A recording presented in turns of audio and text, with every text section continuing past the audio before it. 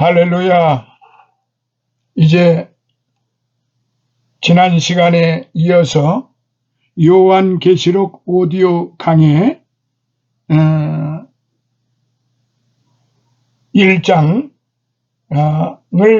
이제 20절을 마무리를 하면서 일곱 별의 신비, 지난 시간에 말씀 드리다가 시간 관계상 멈춰졌습니다. 오늘은 이제 요한계시록 1장 마지막 부분으로서 일곱 별의 신비부터 이제 말씀을 드리도록 살펴보도록 하겠습니다. 일곱 별의 신비, 토 미스테리온 톤 헤프타 아스테론, 토 미스테리온 톤 헤프타 아스테리온. 신비,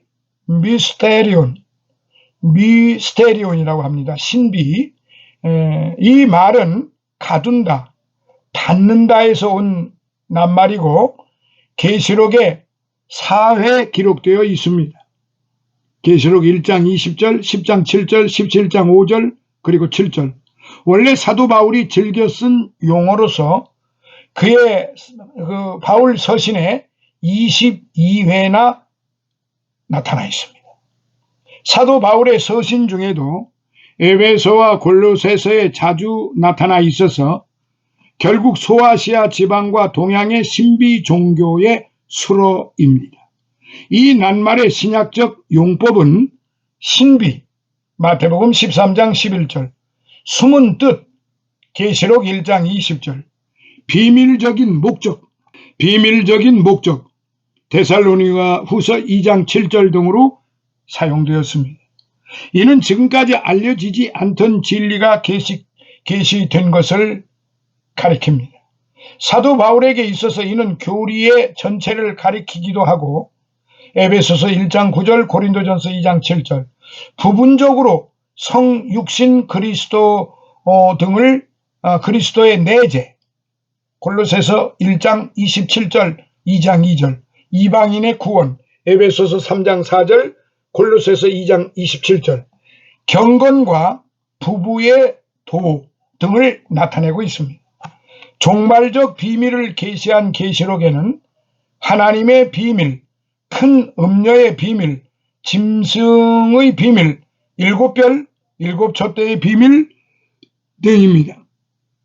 요한이 본 것은 주님의 오른손에 일곱 별의 비밀과 일곱 금촛대인데, 일곱 별은 일곱 교회의 천사요, 일곱 촛대는 일곱 교회라고 하였으니 그 촛대의 비밀이 별의 비밀입니다. 그러면 별의 사명은 무엇일까요?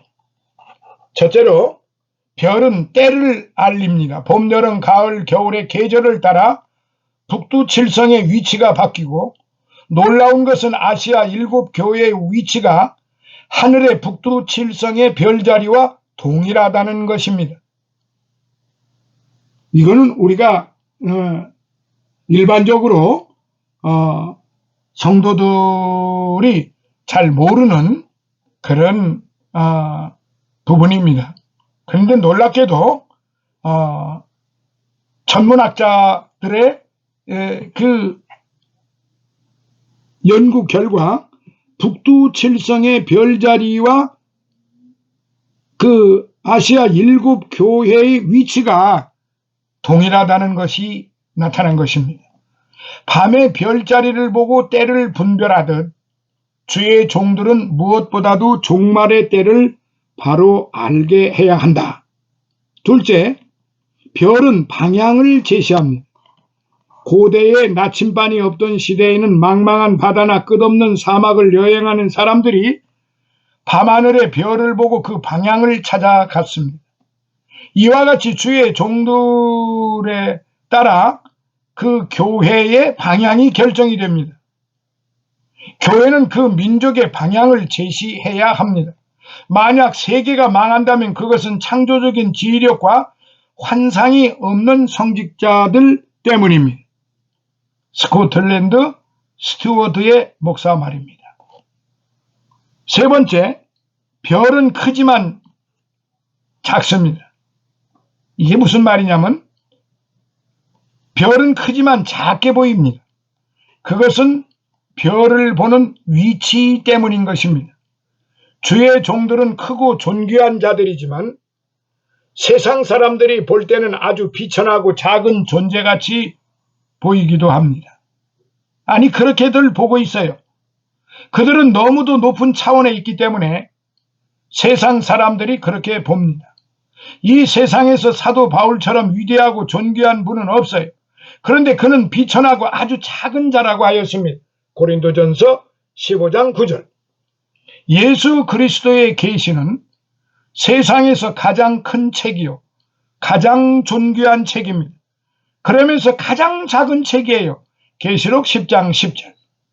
이 작은 책을 먹는 자는 큰 자입니다. 그러나 그 책의 맛 때문에 누구든지 작은 자가 되는 것입니다. 자, 네 번째, 별은 밤하늘을 아름답게 비추어 줍니다. 별은 해와 달이 없는 깜깜한 밤에 가장 높은 곳에서 아름답게 비추어 줍니다. 밤하늘의 별은 참으로 아름답습니다. 그 이유는 별에는 빛이 있기 때문입니다. 주의 종들은 태양처럼 빛을 발하는 발광체는 아니지만 태양의 빛을 반사하는 별처럼 밤과 같이 어둡고 혼탁한 세상에 아름다운 복음의 빛을 멀리 보냅니다. 자, 다섯 번째, 별은 사람들을 주께로 인도합니다. 동방의 박사들은 별을 보고 초림의 메시아를 찾아갔습니다. 마태복음 2장 2절 9절. 마지막 때에는 두 증인을 암시하는 별을 보고 재림의 주님을 영접하게 됩니다. 그래서 다니엘 선지는 많은 사람을 옳은 대로 돌아오게 하는 자는 하늘의 별같이 영원토록 비치리라고 하였습니다. 다니엘서 12장 3절에. 자, 여섯 번째, 별은 태양이 떠오르면 사라집니다. 별은 태양이 떠오르면 사라집니다. 별을 주의 종이라고 하면 태양은 예수님이십니다. 말라기서 4장 2절, 누가복음 1장 7절, 78절. 동방박사를 인도한 별은 예수님에게로 인도한 후 곧 그 자취를 감추었습니다. 어디로 사라졌는지 모릅니다. 태양이 떠오르면 별이 어디론가 사라지듯이 종들은 사람들을 예수께로 인도한 후 곧 자기를 숨겨야 합니다. 참으로 깊고 깊은 진리입니다. 모든 선지자와 율법은 요한의 때까지입니다. 마태복음 11장 13절. 침례 요한도 큰 별이었으나 의의 태양 예수님 앞에서 빈들의 소리같이 사라져갔습니다. 마지막 때 일곱 촛대 일곱 별의 사명도 예수님의 재림의 때까지입니다. 새 하늘, 새 땅, 새 예루살렘에는 해와 달과 별의 비침이 쓸데없어요. 왜냐하면 태양보다도 더 빛이 강하신 주님이 그 영광이 비치고 어린 양이 친히 등불이 되시기 때문입니다. 요한계시록 21장 23절에. 자, 일곱 번째, 별과 별의 영광이 다르다. 1009년에 갈릴레오가 처음으로 망원경을 발명한 이래 바닷가의 모래알보다 더 많은 별들을 관찰하게 된 것은 퍽 다행한 일입니다. 우리는 망원경을 통해서 적어도 10만 개의 별들을 볼 수 있고 또 100만 개가 넘는 별들로 구성된 은하계의 일부를 볼 수 있다고 합니다. 그 은하계가 몇 개가 되는지 알지도 못합니다.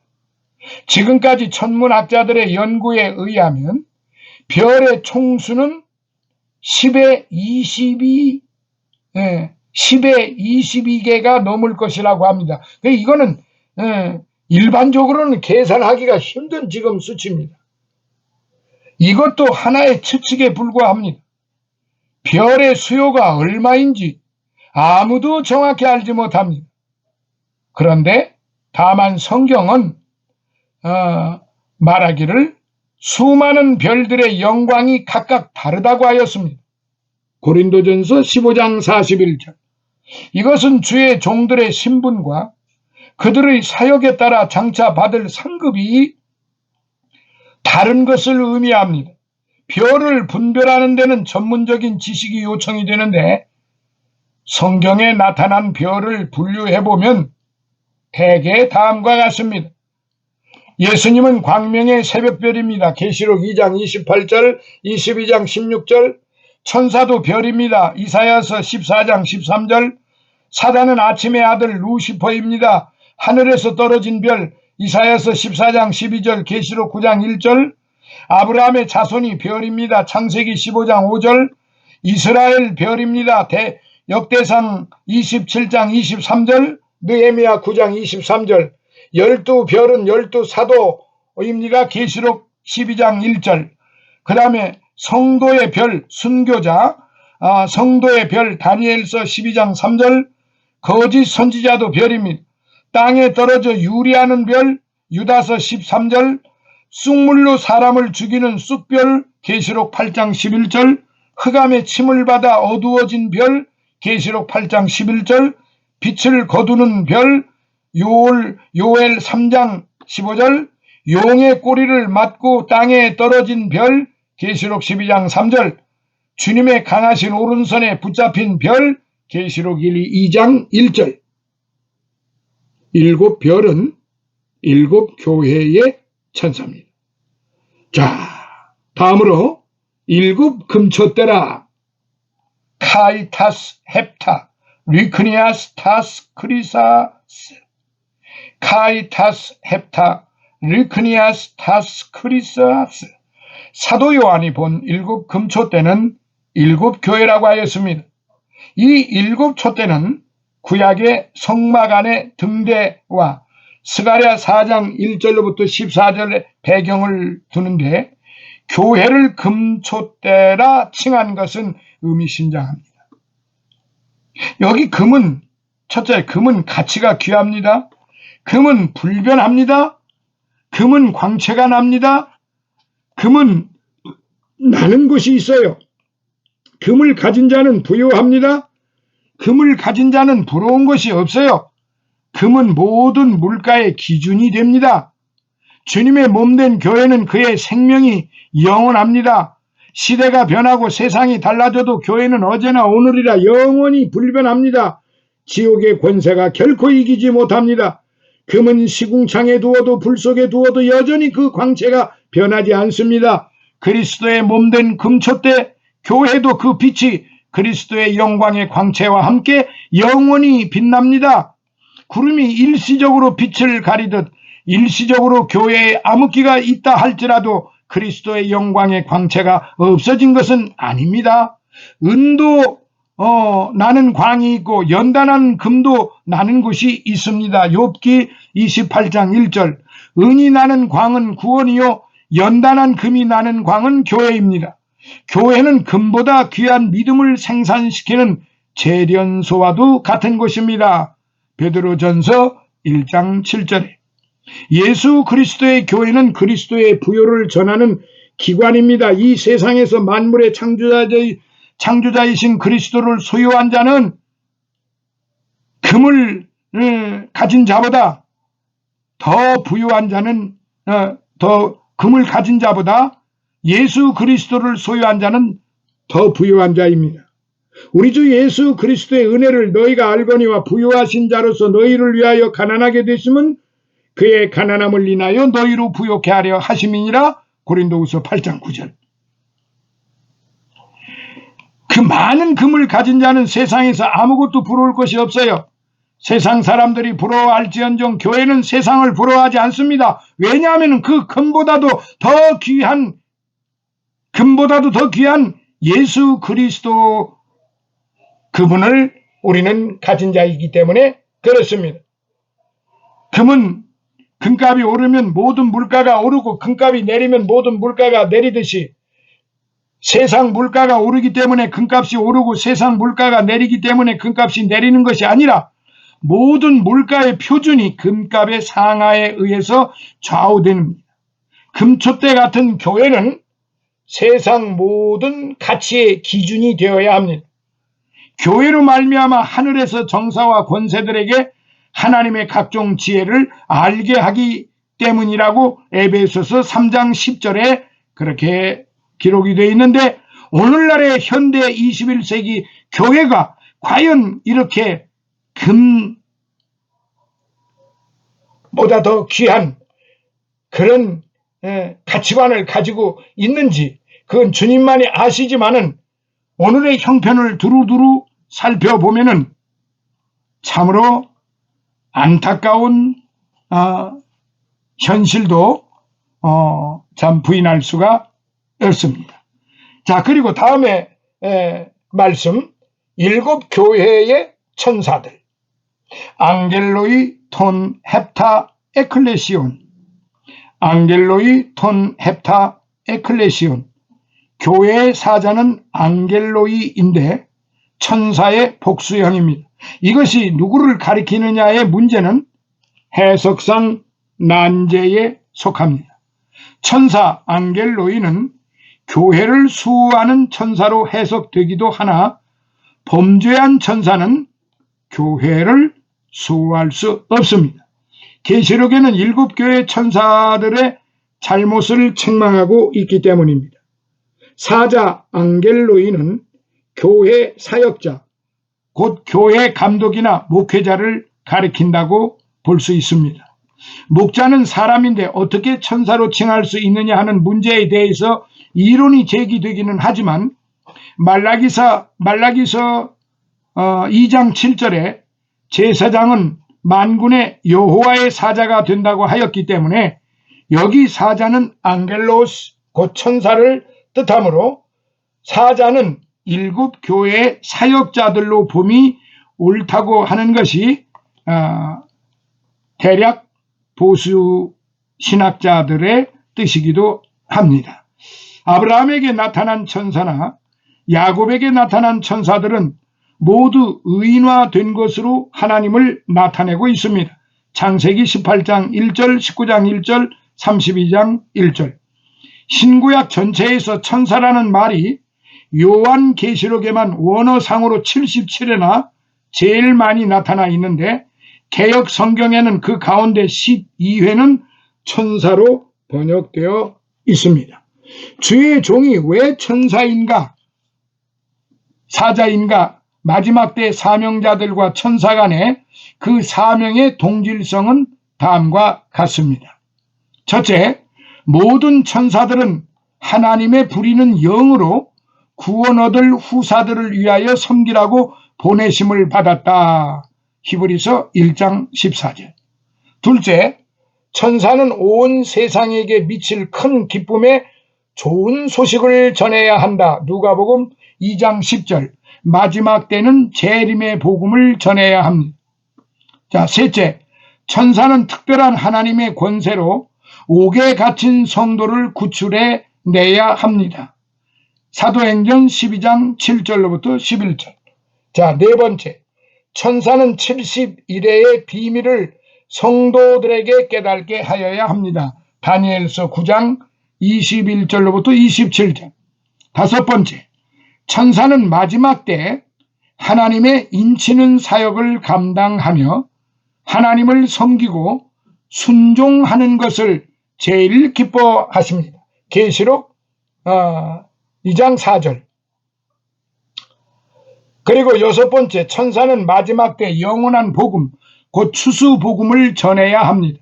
계시록 14장 6절로부터 20절. 일곱 번째, 천사는 마지막 때 예수 그리스도의 계시와 작은 책을 전달하는 사명과 함께 계시록 1장 10절, 하나님의 심판을 수종드는 일에 전력을 다해야 합니다. 계시록 전반에 걸쳐서. 여덟 번째, 천사는 환난 가운데 있는 성도를 잘 보호하고 인도해야 합니다. 다니엘서 12장 1절. 아홉 번째, 천사는 마지막 때 두 천사, 두 증인의 사명을 완수해야 합니다. 창세기 19장 1절로부터 22절, 계시록 11장 1절로부터 12절. 자, 끝으로 천사는 부활 때 장가도 아니 가고 시집도 아니 가는 것과 같이 마지막 때 천사의 사역을 다하고 순교한 왕권 성도는 천년 왕국에 가서 장가가고 시집가지 않는다. 계시록 20장 4절로부터 6절의 말씀입니다. 그러므로 이제까지 요한계시록 1장을 1절로부터 20절에 있는 이 말씀을 13강에 걸쳐서 말씀을 살펴보았습니다. 그러므로 제가 지금 말씀드린 것은 많은 학자들의 견해, 많은 학자들의 그 주해를 참고했고 또 그분들의 그 기록을 인용했다고 하는 점을 말씀을 드립니다. 그러므로 요한계시록 1장에서 과연 우리가 무엇을 듣고 보고 깨달았는가 하는 점을 이 13강 1강부터 13강을 통해서 다시 한번 잘 살펴보므로 왜 지금 이렇게 각 절구마다 말씀을 드리느냐 하면은 요한계시록의 앞뒤 전후가 분명하게 설명이 되어야만 문제가 되질 않고 또 잘못된 생각으로 가지 않기 때문에 그렇습니다. 제가 일일이 각 부분마다 성경을 꼭꼭 제가 말씀드리는 이유도 제 사사로이 제 개인의 어떤 사상을 생각을 말씀드린 게 아니라 성경 말씀에 있는 말씀을 그대로 전하고 그 말씀을 해석하는 많은 주의 신학자들의 글들을 인용하고 또 나름대로 깨달은 바를 그때그때마다 전했다고 하는 사실을 분명히 밝혀두는 바입니다. 자, 1장 1강부터 13강까지를 이제 들으셨으니까 한번 복습하실 필요도 있으니까 1강부터 13강까지를 시간이 나시면은 한 번씩 다시 잘 들어보시고 성경을 꼭 요한계시록을 1장을 꼭 피시고 제가 설명드리는 부분을 잘 간과하시면서 나가시기를 바랍니다. 감사합니다. 지금까지 1장 13강을 이렇게 함께 해주셔서 참으로 감사를 드립니다. 다음 시간에 이제 2장 교회 시대 14강부터 교회 시대로 들어가도록 하겠습니다. 이 교회 시대도 각 교회별로 이제 말씀을 살펴볼 예정입니다. 그렇기 때문에 저도 심사숙고하고 저도 신중에 신중을 기하면서 전하겠지만은 우리 함께 하시는 모든 성도님들도 꼭 성경을 펴시고 그 성경에서 말씀되는 성경 말씀을 그 제가 말씀드리는 그 부분에 잘 비교하셔서 이해가 그래도 안 되신다고 하면은 개별적으로 그 페이스북에 문자로 주시면은 그 부분에 대해서 다시 설명을 해드리도록 그렇게 하겠습니다.